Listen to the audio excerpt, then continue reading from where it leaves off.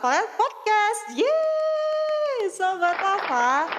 Nah, ketemu lagi nih ya sama saya ya. Sekarang ini, di podcast kali ini ada satu orang bintang tamu yang hits fenomenal masa kini ya. Siapa yuk? Ini mau saya kenalin apa kenalan sendiri, Dokter? Kenalan sendiri aja ya. Kenalan sendiri, oke. Siapakah dia gerangan? Yeah. Halo Sobat Lava, saya Dr. Taufik, saya bertugas di Poli Gigi Rumah Sakit Lavalet. Ya, tadi sudah disebutkan ya Sobat Lava ya, bertugas di Poli Gigi Lavalet. Benar Berarti sekali. beliau adalah dokter? Gigi. Iya, betul sekali. Pasti ya, benar ya. Kalau dokter IGD berarti di IGD kan. Kalau Betul di juga. dokter gigi berarti di Poli Gigi. Iya, nggak mungkin nyasar sih dokter ya. Gak mungkin itu. Dokter, Iya. di hari ini nih, ini saya antusias sekali nih. Soalnya temanya adalah kita berbincang-bincang tentang kesehatan gigi dan mulut dari ibu hamil. Waduh. Persiapan. ya. Oke, Siapa tahu kan tadi siap. jadi bumil kan. Oke, siap. Dokter, jadi gini nih, kalau misalnya untuk ibu hamil sendiri dokter, kira-kira nih ada perawatan khusus nggak sih dokter untuk gigi dan mulut ini? Iya, betul bahwasanya kalau ibu hamil memang penting sekali. Karena sekarang kalau kita lihat bahwasanya kalau ibu hamil itu pasti yang dipikirkan si bayinya. Ya nggak sih? Kalau kita pikir-pikir bahwasanya jarang kan ada ibu hamil yang aku mau nih ke dokter gigi, aku mau periksa, mau mengobati misalnya dia ada gigi yang lubang atau enggak, itu pasti mereka lebih arah ke gimana caranya ya supaya nanti misal persiapan untuk persalinan, lebih ke arah situ. Jadi yang disayangkan adalah banyak ibu-ibu hamil sekarang yang mengabaikan itu. Gitu. Baik, karena mungkin terlalu fokus nih dokter, Nah, antusias nih menunggu iya. jabang bayi ini Karena dokter jabang ya. bayinya gimana ya nanti ya mirip ayah atau mirip ibunya ya. Iya. Nah, itu yang fokusnya di situ. Padahal yang lebih penting lagi bahwasanya ternyata gigi dan mulut di ibu hamil itu penting juga. Seperti itu. Baik, kalau misalnya nih dokter, kita lagi mengkonsumsi makanan ya dokter ya untuk ibu hamil nih. Kadang kan kalau misalnya sharing dari teman-teman dokter, ada yang kok gusi aku gampang berdarah ya semenjak hamil tapi Oke, dokter. ya. Nah, itu ada nggak sih dokter tipsnya gitu? Gimana sih caranya kalau misalnya mungkin ada sisa makanan yang tersangkut di gigi itu kita harus seperti apa dokter? Oke. Jadi sedikit saya jelaskan ya Mbak ya. Jadi bahwasanya kalau di ibu hamil itu pasti ada kondisi yang hormonal yang tidak stabil. Estrogen dan progesteronnya pasti di situ akan meningkat. Dalam arti bahwasanya dengan kondisi yang seperti itu maka akan menimbulkan suatu bentuk peradangan pada ibu hamil di gusinya, yang dimana gusi itu akan jadi lebih rentan, lebih cepat berdarah. Tapi kondisi itu sebenarnya normal karena pengaruh hormonal seperti itu. Nah, untuk treatment atau langkah bagaimana misalnya ada yang gigi makan sisa makanan terselip mungkin, terus habis cara pembersihannya, sebenarnya yang saya tekankan di sini bahwasanya penggunaan tusuk gigi itu sudah dilarang. Karena justru dengan penggunaan tusuk gigi itu malah justru akan merusak jaringan penyangga giginya. Seperti itu. Yang lebih tepat adalah penggunaan benang gigi atau dental floss. Biasanya sekarang sudah banyak di apotek, di toko-toko juga sudah mulai ada berjualan seperti itu. Nah, yang paling penting adalah penggunaan itu karena desain dari dental floss sendiri itu cukup tipis, dia lentur, bisa mengikuti lekuk dari anatomi gigi. Sementara kalau kita lihat tusuk gigi kan keras ya Mbak ya. Kita bayangkan deh benda yang keras kita masukkan ke dalam sela-sela gigi pasti justru akan merusak seperti itu. Baik, berarti alangkah lebih baiknya untuk menggunakan benang gigi Benang ya dokter gigi, ya. siap, Jadi benar nggak sekali. sembarangan pakai benda-benda tajam Nah. gitu dokter ya. Yang perlu diingat benang gigi ya Mbak ya, bukan benang jahit ya. Oh iya. Atau benang sulam mungkin ya, menyulam. itu salah itu salah ya. jangan. Benang gigi ya Oke. Sobat Lava ya, diingat benang gigi loh ya.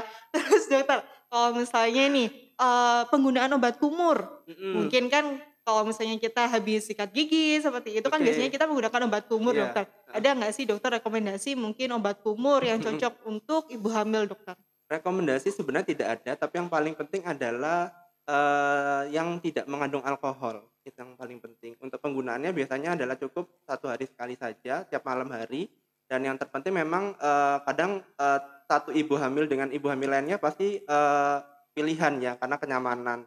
Jadi sebenarnya kalau dari PDGI sendiri, Persatuan Dokter Gigi Indonesia, tidak ada aturan tertentu untuk penggunaan obat kumur, tapi yang paling penting yang perlu digarisbawahi adalah tidak mengandung alkohol, itu saja. Baik, gitu. berarti tidak mengandung alkohol dokter ya. Mhm. Kalau untuk pasta giginya sendiri dokter Pasta ada gigi pun juga khusus? tidak ada. Nggak Tidak ada? ada aturan khusus harus pakai yang apa, merek apa, sebenarnya semua itu kan kenyamanan ya, kembali ke kita ya. Kadang ada yang ibu A prefer-nya pakai ini Dok, terus yang ibu B pakainya yang ini, ya it's okay, nggak ada batasan kok. Oke, berarti nggak ada masalah dokter Iya, ya. benar sekali. Kalau misalnya dokter, Mhm, untuk permasalahan gigi gitu mhm, dokter ya, kan kadang juga kita, ada yang giginya sensitif dokter. oke. Itu seperti apa dokter kalau untuk ibu hamil dokter treatment-nya? Kalau untuk treatment gigi sensitif sebenarnya pada ibu hamil tidak ada kontraindikasi ya, tidak ada pantangan sebenarnya. Jadi mungkin si ibu hamil ini mungkin bisa periksa dulu ke dokter gigi, nanti mungkin ada salah satu treatment kita untuk, merawat dari gigi yang sensitif atau ngilu itu. Terus yang kedua mungkin ada pemilihan pasta gigi yang khusus untuk gigi sensitif biasanya. Ada beberapa merek yang mungkin tidak bisa saya sebutkan, itu memang, bisa memilih itu, jalan seperti itu. Jadi terus untuk yang terakhir adalah mengurangi makanan-makanan yang mungkin bisa memicu sensitivitas itu sendiri, seperti, minum air-air yang dingin, kemudian makan makanan yang mengandung asam atau tingkat kepedasan tertentu, seperti itu. Baik, Oke, berarti, kalau misalnya kita mhm, memang mempunyai gigi sensitif, mhm, barulah memilih, pasta gigi yang iya, memang khusus untuk gigi gigi sensitif sensitif, dokter benar ya. sekali, ya. Oke. Nah dokter, kalau Mhm, misalnya nih kita lagi kondisi hamil, tapi kan nggak menutup kemungkinan kita mempunyai permasalahan gigi kita dokter ya. oke, Misalnya tiba-tiba kita nih, butuh cabut gigi. Nah itu gimana dokter? Apakah ada usia-usia tertentu baru diperbolehkan atau mhm. memang, ya sudah kalau memang butuh langsung dikerjakan, seperti itu Ya, dokter? oke. Untuk ibu hamil memang ada kondisi-kondisi tertentu yang memang dalam usia kehamilannya memang ada pantangan atau kontraindikasi untuk bisa dilakukan atau tidak, untuk perawatan gigi. Memang untuk cabut gigi sendiri, Mbak, itu yang paling aman dilakukan, pada trimester kedua. Oke, untuk pencabutan gigi sendiri memang, yang paling aman adalah kalau misal kondisinya itu memang tidak memungkinkan, memang kita harus menunda. Karena semua tindakan-tindakan invasif yang menimbulkan perdarahan, itu memang kita tunda terlebih dahulu. Karena nanti takutnya jalannya adalah ke janinnya, seperti itu. Memang untuk, tindakan untuk penambalan ataupun yang hanya pembersihan karang gigi pun, itu memang yang paling aman dilakukan di trimester kedua. Tapi alangkah baiknya memang semua dokter gigi juga harus memperhatikan juga kondisi ibu hamilnya, apakah dia memang rentan nggak kalau misalnya mau dilakukan prosedur perawatan gigi, seperti itu. Mungkin si ibu hamilnya mungkin ada riwayat pernah sering perdarahan, kemudian mungkin sering kontraksi yang hebat seperti itu yang harus kita pikirkan. Jadi memang kalau untuk tindakan-tindakan invasif seperti pencabutan gigi itu sebaiknya kita tunda terlebih dahulu. Jadi sebenarnya kalau yang paling penting adalah bagaimana si dokter gigi ini bisa mentreatment, yang aman sesuai dengan kebutuhan si pasien, seperti itu.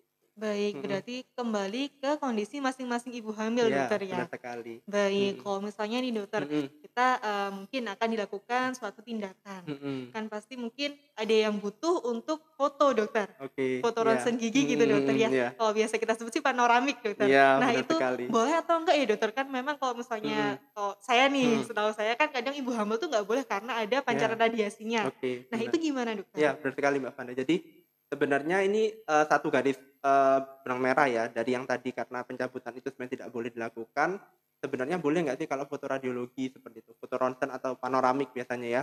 Jadi kalau sebenarnya untuk foto panoramik sendiri itu bisa kita lakukan jika memang benar-benar diperlukan dalam suatu perawatan.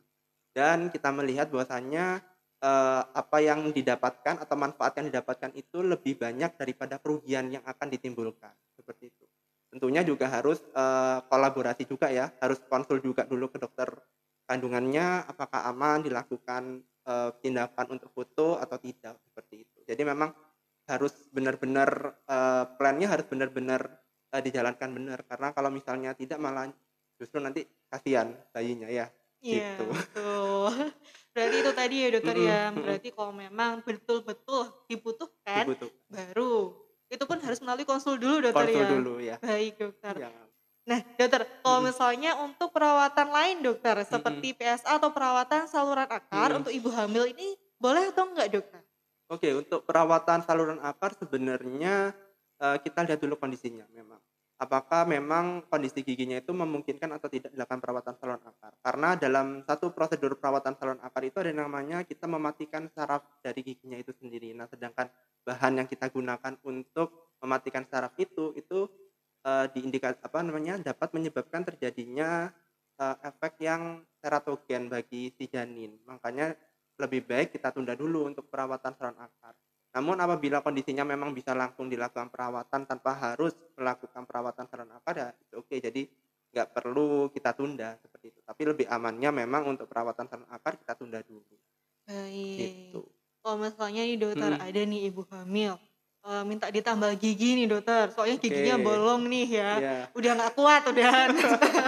Nah itu boleh atau enggak dokter Nah, kira-kira? oke, untuk tambal gigi sendiri sebenarnya nggak ada kontraindikasi, Mbak, sejauh itu memang, kondisi lubangnya, kedalaman lubangnya itu masih bisa dilakukan perawatan tanpa harus melakukan perawatan dulu terlebih dahulu seperti tadi perawatan saluran akar, misal dia kondisi lubangnya nggak terlalu dalam nih, bisa langsung ditambal, oke kita tambal langsung aman, nggak ada masalah sebenarnya, gitu. Baik. Mhm, Kalau misalnya dokter, mhm, ada ibu hamil yang memang beliau ini sakit gigi, terus, pengennya sih nggak ke dokter gigi oke, dulu, tapi mhm, mungkin diobatin dulu gitu dokter, mhm, beli obat dulu di luar. mhm. Kira-kira ada rekomendasi obat tertentu gitu dokter yang harusnya Nah, dikonsumsi gitu? kalau kita ngomong rekomendasi sebenarnya sudah ada aturannya ya, Mbak, ya. Menurut FDA, jadi dia itu adalah Food and Drug, Administration dari Amerika memang merekomendasikan ada 5 kategori, dari kategori A, B, C, D, dan kategori X. Sementara yang tingkat paling berbahaya itu adalah di D dan X yang tidak sama sekali tidak boleh kita gunakan obat itu. Yang paling aman adalah di kategori A sebenarnya untuk ibu hamil dan menyusui. Yang paling aman untuk antibiotik sebenarnya amoxicillin, itu yang paling aman. Sedangkan untuk pereda nyerinya memang kita merekomendasi adalah paracetamol. Hanya itu. Baik. Jadi di luar itu saya harap jangan coba-coba seperti itu. Kalau mau aman bisa langsung konsultasi dulu ke dokter giginya atau ke dokter kandungan, seperti itu. Baik, mungkin lebih Mhm. baik kalau misalnya memang ada masalah dengan gigi atau mulut, langsung ke dokter Nah, ya? ya pergi dulu ke dokter giginya ya, Heeh, heeh. iya. Soalnya kan kita juga tidak tahu ya dokter kondisinya Heeh, seperti apa. mhm, mhm. Karena Baik. daripada nanti coba-coba malah berakibat fatal, malah justru malah sedih jadinya, Iya, gitu ya? Oke. untuk anak kok coba-coba. Nah, yang pasti-pasti aja, Mbak, ya. Oke, siap. Nah, Heeh, dokter kalau misalnya nih untuk mhm, mamah-mamah muda calon mamah muda oke. yang mungkin pingin tampil Kece cantik gitu ya. ya, kece gitu kan. Jadi ada yang pingin, gimana kalau gigiku jadi lebih putih Iya, gitu kan, oke, jadi oke. pingin bleaching gigi gitu Mhm, dokter, mhm. itu diperbolehkan atau enggak dokter? Sebenarnya kalau untuk, tindakan seperti memutihkan gigi itu lebih ke arah estetik ya. Kalau menurut saya sendiri bahwasanya kalau kondisi-kondisi tersebut biasanya memang harusnya ditunda terlebih dahulu karena memang kondisinya tidak urgent ya. Ya urgent dalam, di sini adalah bahwasanya memang kalaupun tidak dilakukan itu oke gitu. Jadi itu lebih ke arah estetik dan sebenarnya memang kalau bisa ditunda dulu karena kita khawatirkan nih bahan pemutihnya itu mungkin ada yang nanti masuk ke dalam saluran darah dan lain sebagainya, kemudian nanti malah justru berbahaya bagi janinnya, seperti itu. Baik, berarti Mhm. kalau misalnya pengen cantik nanti, kalau adiknya sudah Mungkin, keluar. cantik wajahnya dulu aja Oh ya, Mbak, iya, ya, heeh. Kalau untuk giginya baik. ya kita pending dulu lah, itu kan nggak terlalu urgent ya, untuk Heeh, kondisi-kondisi estetik seperti pemutihan gigi, seperti itu memang kan ya lebih baik amannya ditunda dulu, seperti itu, baik. iya. Kalau misalnya dokter ada Mhm, permasalahan lain mungkin ya yang mengharuskan mhm, ibu hamil ini harus memakai behel. Nah, oke. kalau itu seperti apa dokter? Iya.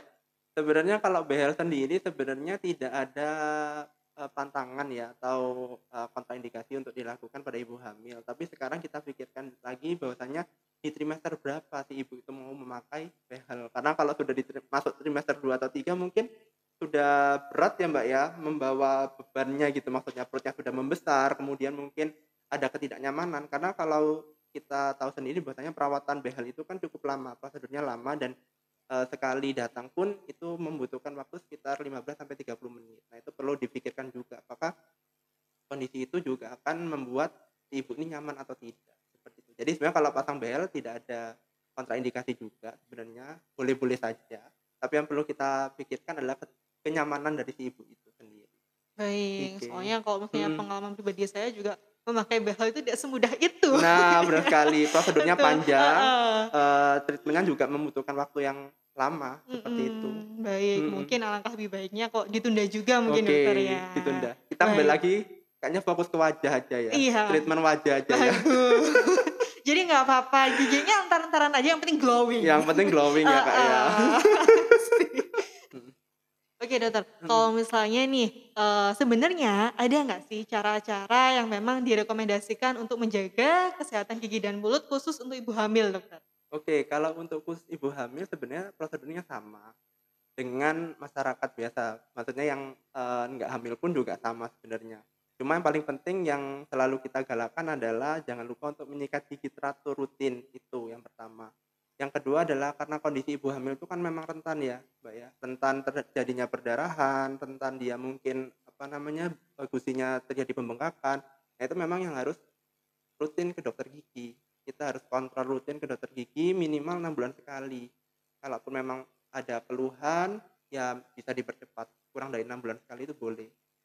Terus mungkin adalah dari tadi itu penggunaan benang gigi atau dental floss itu yang paling penting.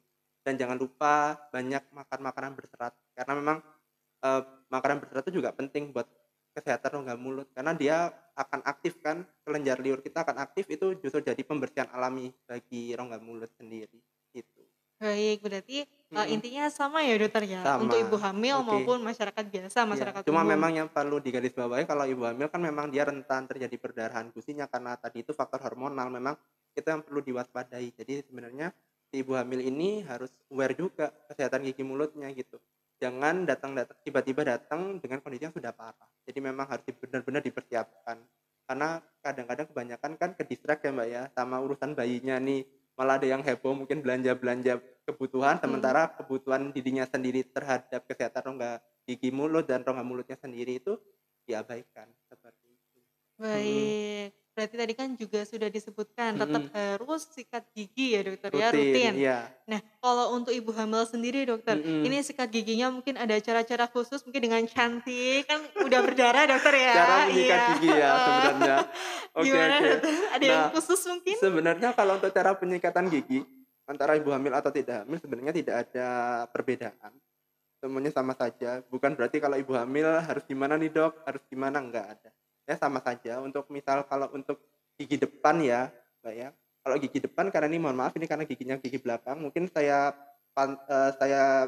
posisi kayak gini ya, kalau untuk Mhm, gigi depan sebenarnya adalah dari atas ke bawah, untuk gigi yang atas. Sebenarnya mhm. kalau yang bawah, kebalikannya dari bawah ke atas, seperti itu. Untuk gigi-gigi belakang sebenarnya adalah dengan cara diputar, karena sebagian besar masyarakat Indonesia juga banyak yang belum tahu, ternyata kalau yang di gigi belakang lebih banyak dia di atas bawah. Nah, justru kalau dari atas ke bawah itu justru tekanannya besar. Akibatnya apa nanti? Gusinya jadi terbuka, seperti itu. Jadi sensitif giginya, seperti itu. Jadi yang paling penting adalah kalau gigi depan, itu adalah dia dari atas ke bawah atau sebaliknya, sedangkan untuk gigi belakang itu diputar caranya. Untuk gigi yang dalam, untuk yang atas sebenarnya dari dalam ke depan, kebalikannya kalau bawah berarti dari dalam keluar, seperti itu yang paling Baik. penting Iya, ya. kalau misalnya Mhm dokter untuk pemilihan sikat giginya mhm sendiri, nah mhm itu memang ada yang khusus mungkin yang ujungnya lembut atau gimana mhm, dokter? Kan rawan iya, berdarah itu tadi dokter oke. ya? Rekomendasinya memang yang kalau memang, sudah tahu kondisinya memang dia gusinya memang mudah berdarah karena ibu hamil, sebaiknya yang soft untuk bulu sikatnya, tapi kalau ukurannya kita sesuaikan saja, seperti itu. Memang kalau dari rekomendasi dari PDGI tidak ada aturan tertentu untuk pemilihan sikat gigi, lebih ke arah kenyamanan saja. Karena ya itu tadi kembali lagi, tiap ibu berbeda-beda. Mungkin ada yang si A pinginnya yang hard karena memang dia pingin yang rasa enak, kasar gitu ya. Terus ibu satunya mungkin dengan kondisi yang seperti itu nggak cocok, dia milih yang medium atau soft seperti Baik, berarti mhm, tergantung dari tergantung masing-masing pilihan orangnya. ya, heeh, Nggih, mhm. baik dokter. Nah dokter, jadi mungkin sekian dulu ini dokter ya perbincangan Oke, kita nih, sebelum siap, kita tutup mhm, perbincangan yang heboh ini dokter ya. Mungkin ada pesan-pesan untuk mhm. mamah-mamah muda di luar sana nih Dokter Taufik tentang kesehatan gigi dan mulut ini dokter? Oke, untuk para ibu-ibu hamil atau yang sedang mempersiapkan kehamilan, alangkah baiknya adalah sebenarnya jangan lupa untuk tetap menjaga kesehatan gigi dan mulutnya. Yang paling penting adalah konsultasi ke dokter gigi, itu paling penting. Karena kebanyakan bahwasanya masyarakat Indonesia ya, itu sangat, mengabaikan itu. Karena ya kita tahu sendiri bahwasanya kalau kehamilan pasti yang dipikirkan bayinya sendiri, sedangkan kesehatan gigi dan mulutnya itu diabaikan. Yang paling penting itu, jadi jangan takut untuk ke dokter gigi, jangan takut untuk konsultasi ke dokter gigi, itu yang paling penting. Yang kedua adalah menyikat gigi, itu yang sangat-sangat penting karena kita tahu sendiri bahwasanya menyikat gigi adalah salah satu cara yang digunakan untuk bisa membersihkan gigi dan mulut secara optimal, seperti itu. Terus mungkin jangan lupa makan makanan yang bergizi, berserat, hindari mungkin kurang-kurangin, makan makanan manis atau mungkin yang berlemak, itu karena juga bisa mempengaruhi, kesehatan gigi dan mulut, seperti itu. Nah ini juga Mbak, apa namanya, penggunaan benang gigi, itu jangan lupa. Jadi mulai sekarang hindari penggunaan tusuk gigi, karena memang itu tidak direkomendasikan, lebih baik beralih atau mengganti dengan benang gigi atau dental floss, gitu. Mungkin itu saja Itu dari aja. saya. Nah, itu dia Sobat Lava ya. Jadi jangan lupa nih pesan dari Dokter Taufik. Yang pertama adalah rajin untuk kontrol ke dokter gigi. Karena untuk kontrol ke dokter gigi itu maksimal ya dokter ya. Iya, Maksimal itu 6 bulan 6 bulan sekali sekali, harusnya. 6 Nah bulan itu. sekali. Terus rajin sikat gigi. Terus yang terakhir tinggalkan yang namanya tusuk Tusuk gigi, gigi. Karena yang paling baik itu sekarang menggunakan benang gigi, gigi. beralih semua ke benang gigi ya Mbak ya. Baik. Terima kasih Dokter Taufik ya atas Sama-sama Mbak waktunya ya. Fanda, oke, Jangan kapok kesini loh dokter. siap, nanti bisa Oke. diundang lagi ya. Terima kasih Sobat Baik. Lava. Oke, jangan lupa like, share, Share and subscribe, subscribe. and comment. Dadah.